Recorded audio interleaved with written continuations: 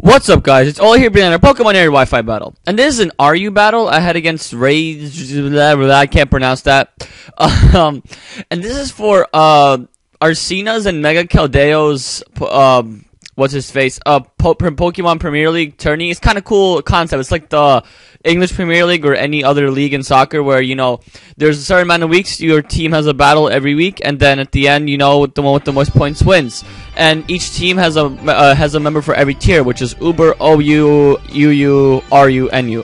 So I'm the RU guy. I got stuck with RU. It's okay. So yeah, let's get off with the battle. So I left with Rotom. He released off with Druddigon. I was fearing the Sucker Punch. That's why I didn't go for the HP Ice or Volt Switch. So I just decided to flat switch into my Aggron, knowing I can take on that Druddigon.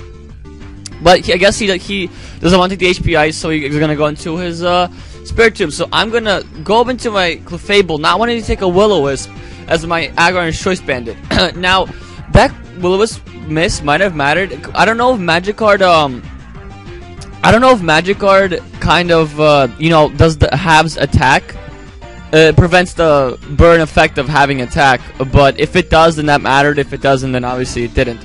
But now he's gonna go into, but he went into Amoonguss as I go in for Fire Blast, because Fire Blast was the best move I had to her Spirit Tomb. So that wasn't even a prediction, it was just a good play on my part.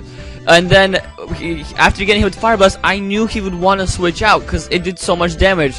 So I go for Double Edge, predicting him in the switch, and it was perfect because it took out the Slowking. Now, I was a crit, but I don't think it really changed the outcome of the battle because it would do so much damage that I don't know if he wanted to switch out anyway.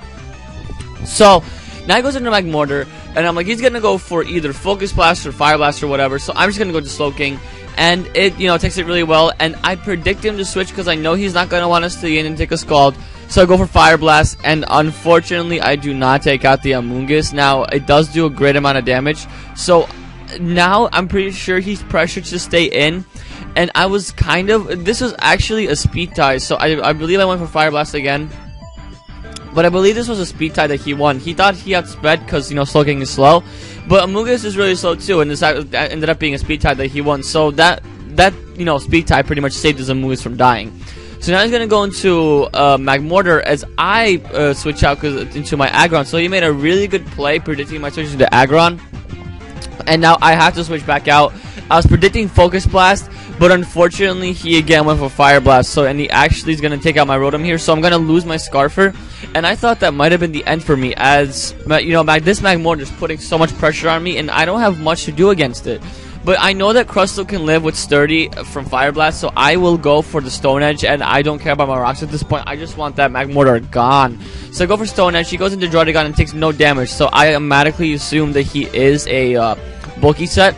So and then I see it as he goes for Stealth Rocks, as do I. But now he goes for Glare, paralyzing my Crustle, obviously. And that paralysis hacks there kind of mattered, because I just went for Spikes that turn. And then he's gonna Dragon Tail me out because he can't do much to my Crustle. But I went the turn that I got paralyzed. I also went for Spikes. So now I'm predicting his Druddigon to switch out. So I do go for Fire Blast again, and I thought it was a great play on my part. But this is where the Spikes getting paralyzed. Me being paralyzed on Spikes mattered. I mean, I did get a crit on Slowking, so I shouldn't be complaining. I'm just saying that paralysis did matter. Because I go for Fire Blast again, and this Spirit Tomb was going to live with a sliver of HP, and then it pain splits back up, and I'm like, no, what? No, I was so mad, but I was like, fuck it, I can't do anything about it, so I'm just gonna go for Soft Boil to get myself back up to full. I don't want to take any damage, and he does go for Sucker Punch. I mean, I don't think I predicted that, because this battle happened like a week ago, and I don't remember if I did predict that, but I don't think I did. I just went for Soft Boil to get myself back up, so I switch out into Tangrowth, knowing that he's probably going to go for Sucker Punch again, and I know that with this Tangrowth, I have a free opportunity to go for Sleep Powder on anything that comes in, or unless he decides to stay in with Spirit Tomb. So I am going to go for the Sleep Powder, and he does stay in, which I believe was the best play on his part, because nothing in his team can... Wow, excuse me, that was like a weird burp. Nothing on his team could really do anything to, could really do, that doesn't want to take sleep. Like, Spirit Tomb is the one thing that actually wouldn't mind taking sleep, so, he brings that in.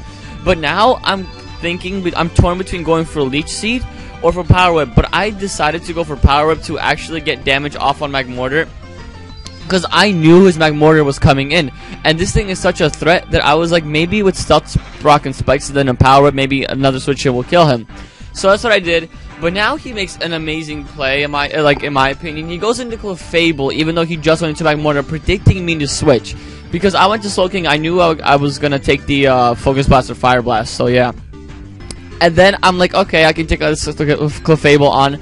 But when I saw it went for Toxic Orb, I'm like, it had a Toxic Orb, I'm like, this might be the Cosmic Power set. And then I see him go for Cosmic Power, and then he outspeed. Now I went into Aggron because I can just wreck face with this. It's his Choice Banded Head Smash fucks everything. But that just like cemented his victory pretty much, because he's gonna keep Cosmic Powering and I can't do much. And since he outspeeds because of his investment, he outspeeds by 1 point. He had 219 speed, I had 218. And I was like, unless I get a crit, it's over. And I do get a crit. But to be fair, he would have just kept going for stored powers. I mean, for Cosmic Powers, and then I would try to go for Stored Power, and I'd definitely get a crit by then, because he's just going to keep stalling with all these crits. So I went for Head Smash, I got the crit sooner than later, and I take out the, the Clefable, and then Magmortar comes in and dies from the Stealth Rocks and Spikes, so that was crucial. Thank God, they didn't do, thank God the Stealth Rocks and Spikes didn't, help me out. I'm sure I can't speak English today, apparently. But yeah, the Stealth Rocks and Spikes proved to be crucial because it took out Magmortar like I thought, same with the Power Whip with Tangrowth. So eventually he decided to run because he knew my Magmortar would just continue to fuck his, not my Magmortar, my Aggron would continue to fucking shit up. So yeah, that was game. That was a great game, R4EZG3ER. I love this game. It was awesome, intense, and really, it was a really close game. So I hope you guys enjoyed this battle. Rate, comment, subscribe, and I will see you all later.